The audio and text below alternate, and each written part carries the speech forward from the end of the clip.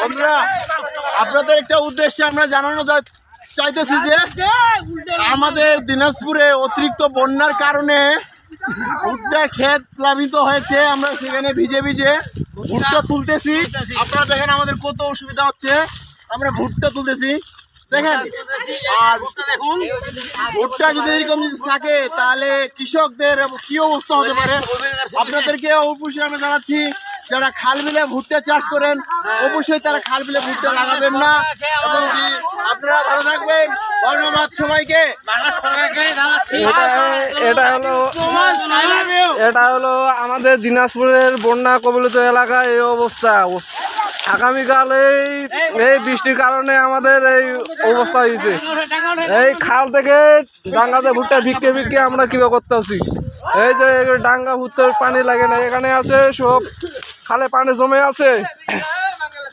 গাছ পুরা ভরপুর পানি ডুবে গেছে গাছ।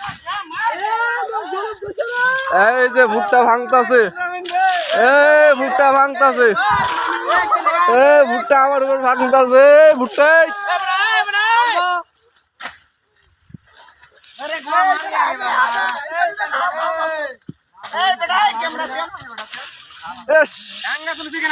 ডাঙ্গা না খাল। দেখেন আমরা কত কষ্ট করে ভুট্টা তুলতেছি। আপনারা অবশ্যই ভুট্টা খেতে অবশ্যই আপনারা খাবেন।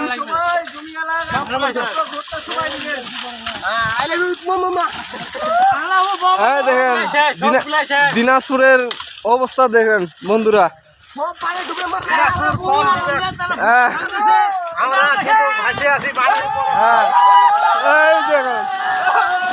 এই দেখেন কি অবস্থা, কি অবস্থা। একটা আনন্দে ভুট্টা ভাঙতে আছে পানির মধ্যে।